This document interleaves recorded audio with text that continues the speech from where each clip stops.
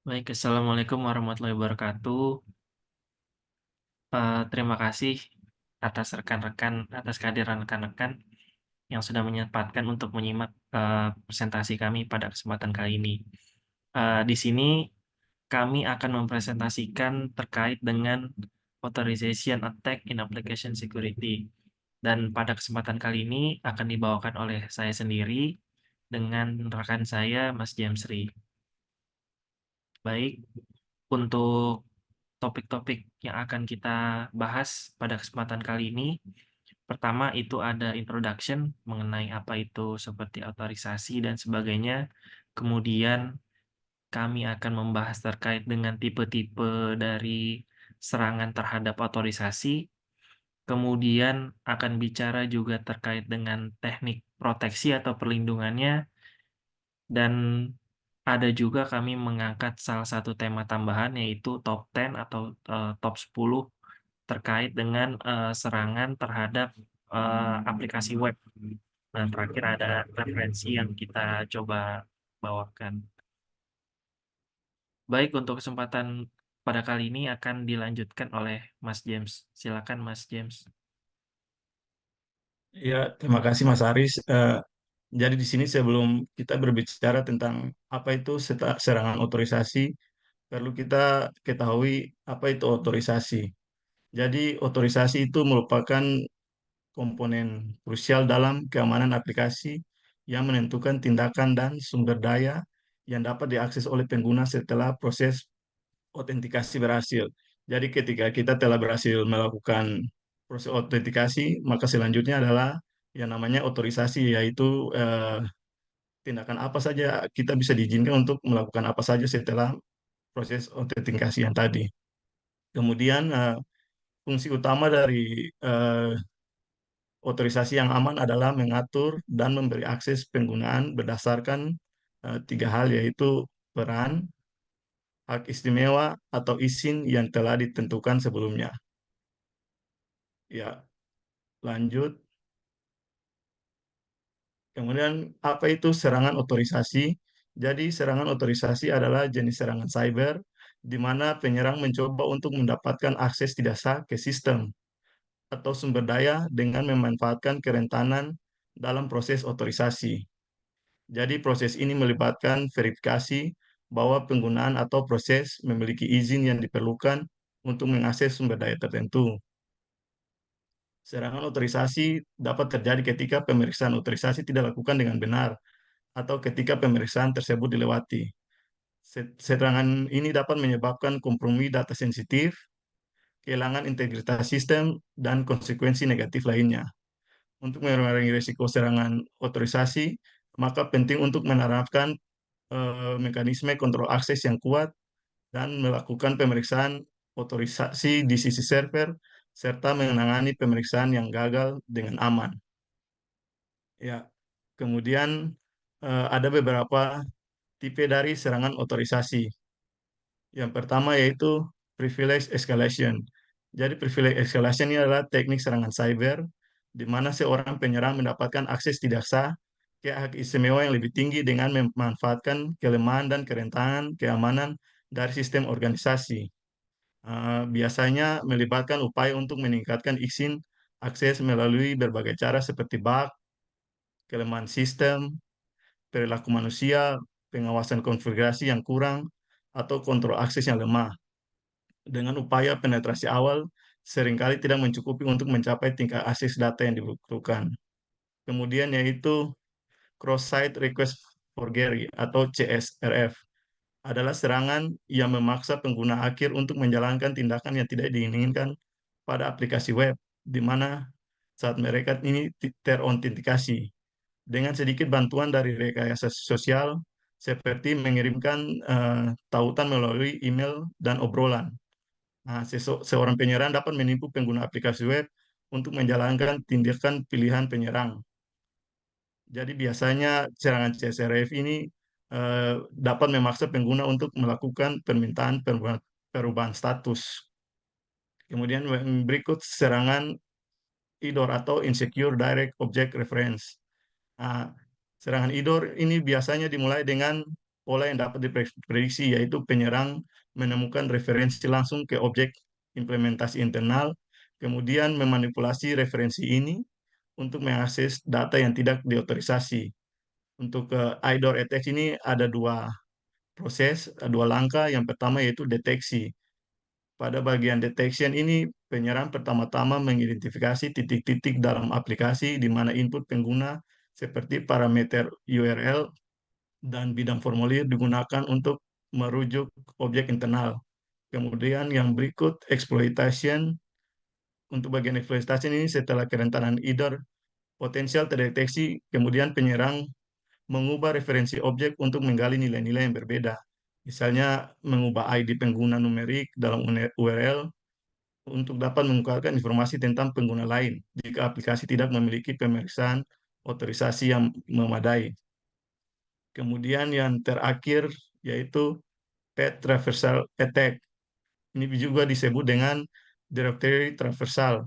Nah, bertujuan untuk mengambil file dan direktori yang disimpan di luar folder root web dengan memanipulasi referensi file. Nah, untuk traversal attack ini berpotensi mengakses file ke sistem kritis atau sumber aplikasi. Meskipun akses file dapat dibatasi oleh kontrol akses dan operasional sistem, seperti file terkunci atau sedang digunakan dalam operasi Microsoft. Untuk teknik-teknik pencegahan serangan otoritas akan dilanjutkan oleh rekan saya, Mas Aris. Silakan, Mas Aris. Baik, terima kasih Mas James.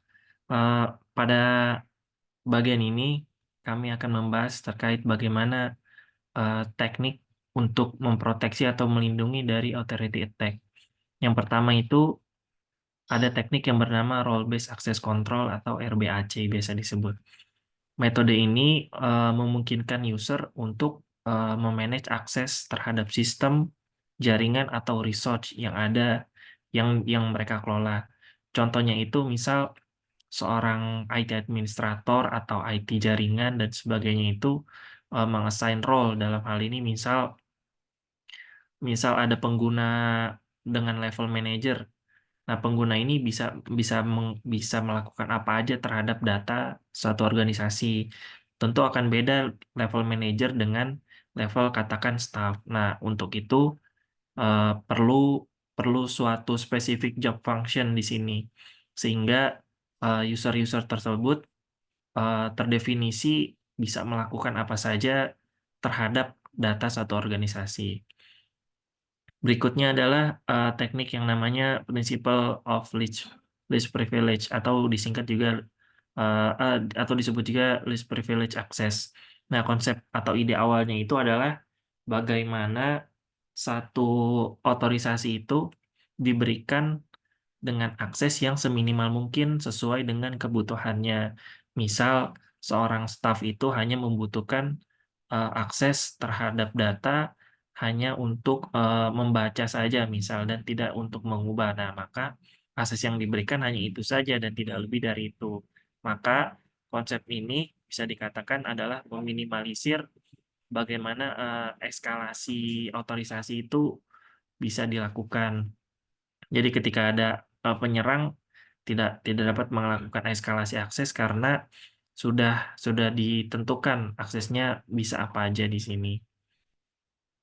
Berikutnya adalah audit dan logging. Sebagaimana kita tahu kalau sistem, jaringan, dan sebagainya itu tentu ada lognya. Nah, tentu juga untuk melakukan assessment juga perlu ada audit. Nah, maka tool ini atau teknik ini berguna untuk melakukan tracking atau monitoring, kemudian untuk dianalisa bagaimana sistem bekerja atau jaringan itu bekerja sehingga segala ancaman keamanan yang masuk bisa terdeteksi dengan baik. Berikutnya adalah input validation. Di sini untuk memastikan hanya data-data yang sesuai saja yang dapat diinput ke dalam sistem. Contoh, misal ketika ada text box di situ. Contoh, inputnya itu harusnya dalam bentuk string misal. Nah, tidak dalam bentuk komen dan sebagainya. Nah, itu harus didefinisikan sehingga tidak ada serangan yang namanya seperti SQL injection dan sebagainya. Nah, di sini salah satu tekniknya adalah menggunakan input validation. Nah, sebagai tambahan informasi, kami menyampaikan sebuah top 10 dari OWASP. Sekedar informasi, OWASP ini adalah open community atau komunitas terbuka terkait dengan keamanan aplikasi web. Nah, mereka ini membuat list top 10 terkait dengan web aplikasi dan dirilis dari tahun 2021 ini yang terbaru. Nah, untuk yang 2022 dan 2023 belum ada. Kemungkinan mungkin tidak mirip-mirip lah mungkin.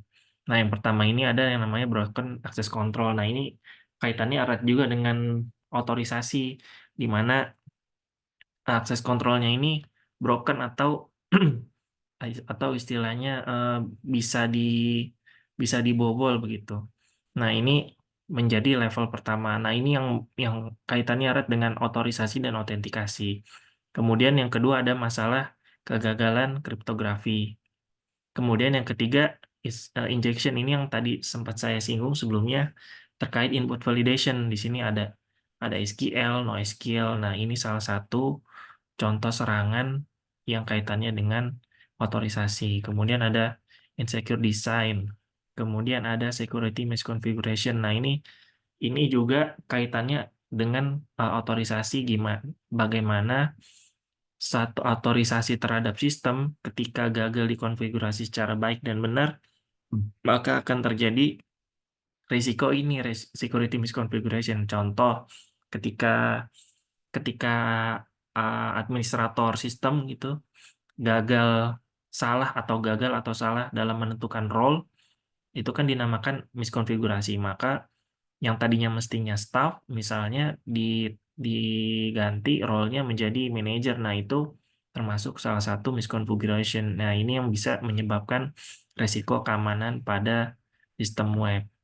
Kemudian berikutnya ada vulnerable and outdated component. Nah, ini juga kaitannya dengan otorisasi, di mana otorisasi itu pasti mempunyai kerentanan, dan jika memang jarang diperbarui maka akan ada outdate. Sebagaimana kita tahu, kalau kalau sistem yang sudah lawas dan tidak diperbarui, contoh beberapa aplikasi gitu, maka akan akan terlihat celah keamanannya, akan terbuka celah keamanannya. Nah, makanya para penyedia sistem itu selalu melakukan patching atau penutupan celah keamanan ketika diketahui ada kerentanan-kerentanan.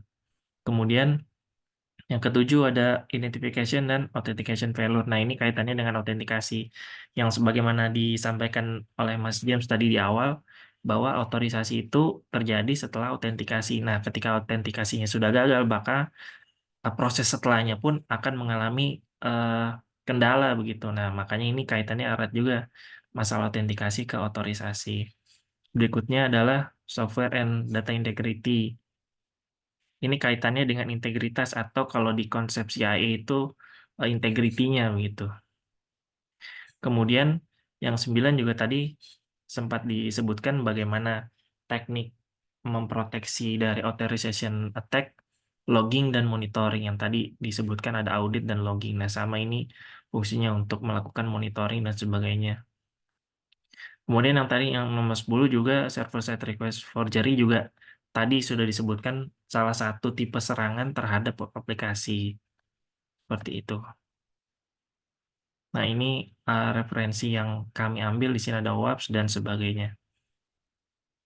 Ya, demikian presentasi kami pada kesempatan kali ini.